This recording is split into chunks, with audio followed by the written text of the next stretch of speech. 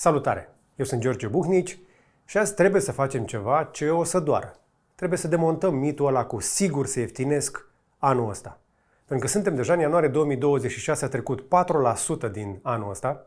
Am avut deja TVA mai mare, taxe schimbate, o lege Nordis care a băgat frică în piață și totuși Bucureștiul nu scade. Bucureștiul crește. Dacă ai aștepta să se prăbușească prețurile pentru că așa ar fi corect în România, corectul are program scurt, iar piața de la noi n-are milă. Azi vreau să-ți arăt de ce nu scad prețurile cu cifre, nu cu emoții. Și îți spun și când se poate negocia cu adevărat un preț poate un pic mai bun. Uite, recent l-am avut pe Iancu Guda la IGDLCC la podcast și am pus întrebarea simplă. Suntem sau nu supraevaluați? Sunt în continuare convins că sunt scumpe și că ar trebui să se ieftinească. Nu mai zic se vor ieftini. Tu ai fost la Chișinău? De 2 ori. Știi cât e metru acolo? Am întrebat la un moment dat, nu mai țin minte cifra. 4.000 în momentul ăsta în Chișinău. E un metru pătrat. Ok, cum gândesc eu? Că e Chișinău, că e Londra, că e New York, că e București. Deci, așa cum ne învață și marele Damodaran Asvit, unul din cei mai cunoscuți analiști financiari la nivel global, nu zice Iancu, n-a inventat-o Iancu, niște active conform asset class-urilor în care sunt încadrate trebuie să producă niște fair value și niște randamente. În mod normal, la bursă când investești trebuie să-ți recuperezi din dividende cam în 15 ani. Ok. La imobiliare, tot cam pe acolo, se cheamă REIT-ul, Real Estate Investment Trust, care trebuie să-ți dea din chirie în 15 ani. Adevărul fundamental este că o proprietate din asset class-ul de imobiliare rezidențial, dacă este evaluată la fair price, deci prețul din piață este egal cu valoarea corectă, ar trebui să reflecte chiria pe 15 ani. Din care, în calitate de proprietar, tu scazi 20% pentru că în 15 ani ca proprietar vei plăti taxe 10% și mentenanță și neocupare. Și doar ca să termin, conform acestor calcule, imobiliarele sunt supraevaluate în România că se recuperezi banii din chirie în 23-25 de ani în București, în 34 de ani în Cluj. Pentru că Iancu nu se uită la energia din piață sau cât de mare e cererea. El face ce doare mai tare, face matematică. Mulțește în parte, verifică și regula lui Iancu e clară. O proprietate la preț corect ar trebui să reflecte chiria pe 15 ani. Acum, hai totuși să vedem care e realitatea. În București recuperezi din chirie în 23-25 de ani valoarea unui apartament. În Cluj în 34 de ani. Normal ar fi 15. În traducere, în București plătim cu 60-70% peste ce ar sugera matematica. În Cluj e și mai brutal, mai mult decât dublu. Și atunci întrebarea e inevitabilă. Dacă e scump, de ce nu scade? De ce nu vedem corecția aia logică? În a doua jumătate din 2025, piața a mers, dar a scârțit. Primul motor, goana după TVA. Modificările fiscale din vara anului trecut au creat un vârf artificial. Oamenii s-au grăbit să închidă tranzacțiile înainte să intre în noile cote. Cererea s-a îngrămădit într-un timp scurt și când cererea se îngrămădește, prețul nu are niciun motiv să fie amabil cu noi. Al doilea motor, efectul legea Nordis, să rămână la recorder. Nu e vina lor, dar trebuia să se întâmple. Noile reguli au blocat dezvoltatorii care depindeau de avansurile alea mari ale clienților ca să continue construcțiile. Că nu au capital ăștia în spate. Mai puține șantiere pornite în 2025 înseamnă așadar mai puțină ofertă în 2026 și 2027. Asta e schema. Când blochezi oferta de azi, plătești mai scump mâine. Iar la final de an, cifrele sunt tari. București plus 17% în 2025, preț mediu 2178 de euro pe metru pătrat. Surpriza e Craiova însă, care conduce scumpirile cu o creștere de 21% și ajunge la aproape 2100 de euro pe metru pătrat. Da, Craiova. Și nu e glumă. De ce? Păi am mai fost pe acolo și da, industria e serioasă, bani noi, presiune pe locuințe, dar oferta e mică. Și când ai ofertă mică, piața devine un fel de club exclusivist. Chiar dacă orașul nu are vibe de Monaco. Acum intrăm în terenul nostru. București versus Ilfov. Bucureștiul rămâne activ cu niște mii de tranzacții lunar. Ilfovul scade cu aproape 15% față de 2024 și explicație simplă, dar amară. Infrastructura. Oamenii, ca mine, obosesc. Visul cu casa la curte vine la pachet cu 2 ore în trafic, dimineața și seara, cu lipsă de canalizare în multe zone, eu slavă Domnului am, da, și în 2026 sunt probleme de felul ăsta, plus transportul public slab, cu școli, doctori, servicii la distanță. Și atunci apare pivotul. Metroul bate curtea și grădina. Cumpărătorii aleg apartamente mai mici, da, să fie aproape de metrou la 5-10 minute, în locul caselor mari aparent din comunele limitrofe. Un om a vândut casa din Corbeanca și s-a întors în sectorul 6, spre exemplu. Îmi zicea, George, pierdeam 20 de ore pe săptămână în trafic și nu-l condamn. E o zi de muncă în plus doar ca să ajungi acasă. Asta e piața. Nu e despre metri pătrați, e despre timp. Că cu ăsta plătim cu toții. În București, zonele fierbinți sunt clare. Avem sectorul 4, împins de infrastructură și ceva proiecte noi. Avem sectorul 6, unde metrou din drumul Taberei a schimbat jocul. Sectorul 1, tot mai exclusivist, tot mai scump, tot mai decuplat. Pare un alt oraș din altă țară în București. Dar dacă e scump, de ce nu scade? Păi 5 motive, fără poezie, da? 1. Blocajul ofertei. Din cauza blocajului administrativ al autorizațiilor din ultimii 3 ani, să rămână la domnul Nicușor Dan, Bucureștiul are livrări la minim.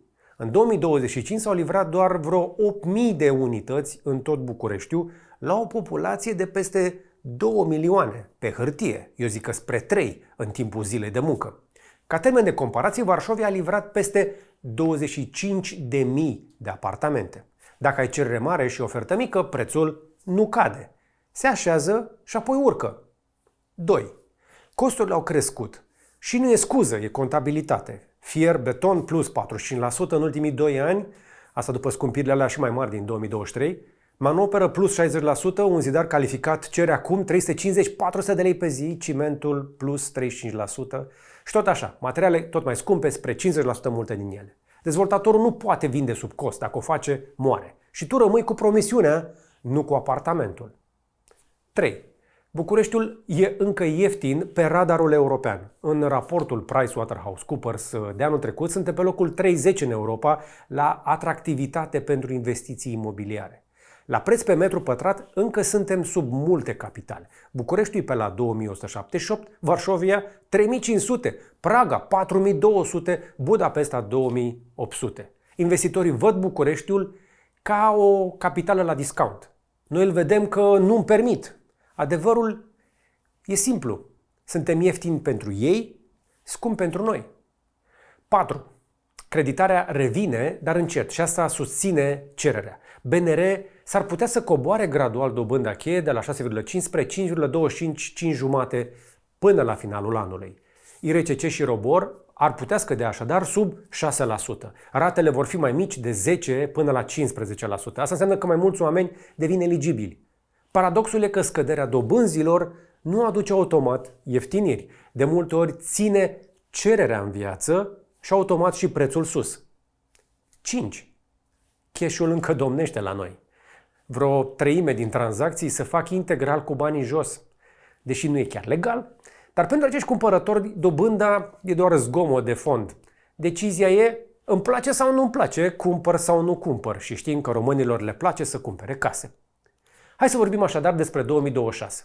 Dobânzile, da? Vești relativ bune. Pe un credit de vreo 60.000 de euro pe 30 de ani, rata e acum cam pe la 420 de euro. Spre final de an, 2026, estimăm undeva 350-370, o economie de vreo 50-70 de euro pe lună. Nu te îmbogățești, dar îți crește accesibilitatea. Oferta e o problemă structurală, adică ce se construiește azi se livrează în 2027-2028, deci 2026 rămâne cu o ofertă mică și oferta mică rar produce ieftiniri spectaculoase, decât dacă ne oprim toți din cumpărat.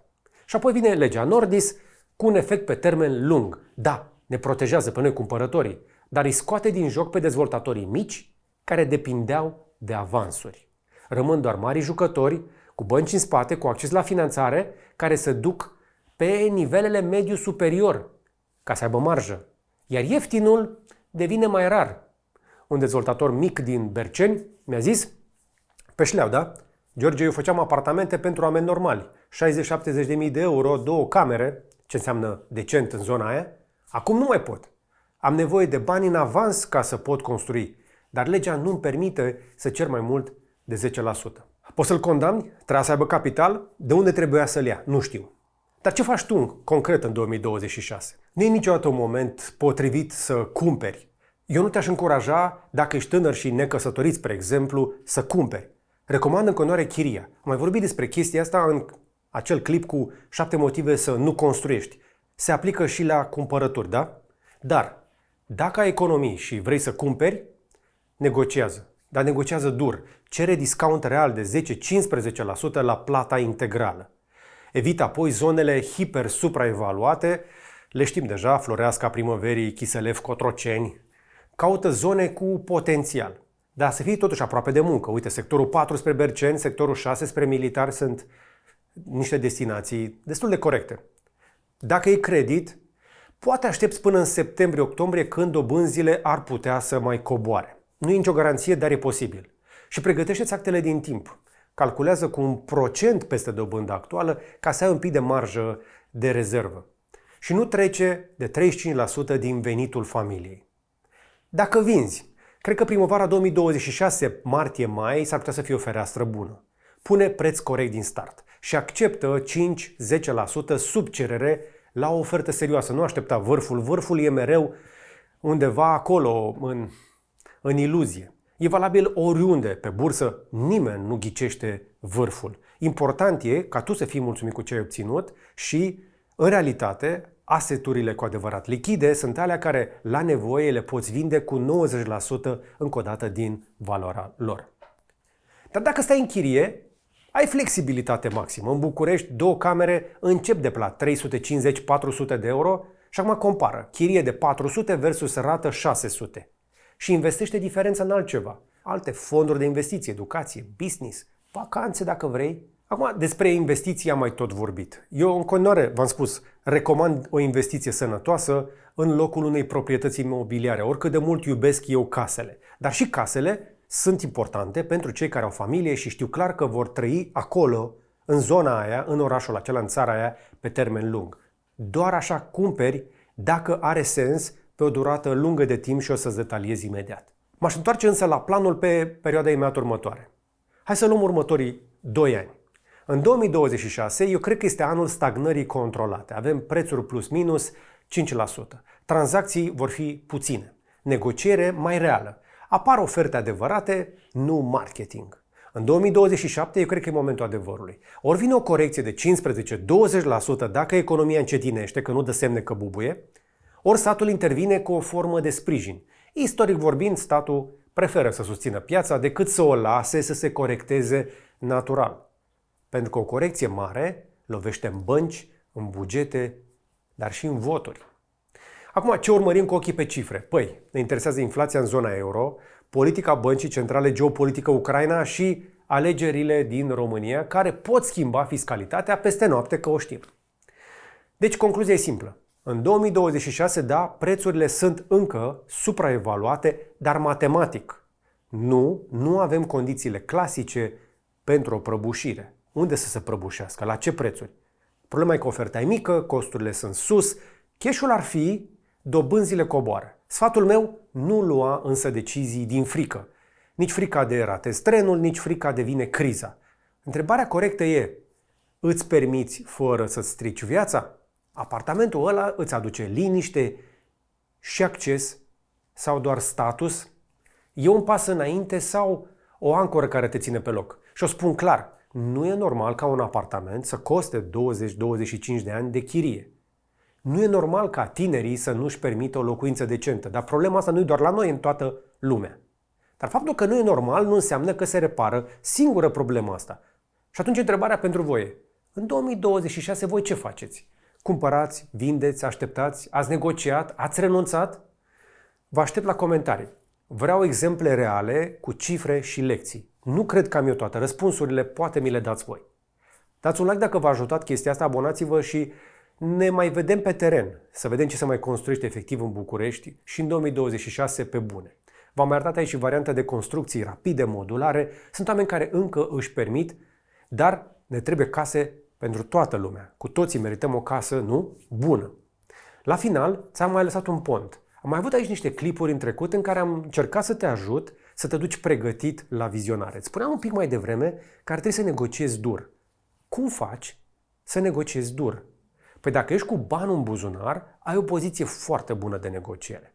Și te încurajez ca atunci când mergi la vizionare să ceri foarte multe detalii și documente, poze din diferite stadii de execuție.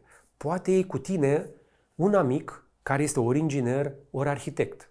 Sau poate stai tu și citești, cum am făcut și eu, trebuie să recunosc, sute de nopți, mii de ore, ca să fiu sigur că nu mă păcălesc. Din păcate sau din fericire, eu am luat decizia să construiesc. Nu toți putem face chestia asta și nu încurajez pe nimeni să repete isprava mea. Se vede pe aici efectul șantierelor. Cred că viețile noastre nu ar trebui să fie blocate și cartierele întrerupte de șantiere, decât dacă ne dorim cu adevărat și știm foarte bine ce facem acolo și experiența, încă o dată, mi-a arătat că e foarte greu chiar și pentru cineva care investește nu mii, zeci de mii de ore în acest domeniu. Vă doresc să aveți vieți împlinite și cariere reușite. Nu aruncați cu banii pe șantiere decât dacă știți în ce vă băgați, dar dacă vă cumpărați casa așadar, folosiți toate informațiile pe care vi le punem la dispoziție și tutorialele acelea atunci când mergi la cumpărături. Îți las un link mai jos pentru el în descriere, pentru că avem vreo 2 clipuri și despre chestia asta. Și mai spuneți-mi și ce ați mai vrea să mai auziți de la noi, care să vă ajute să aveți case bune.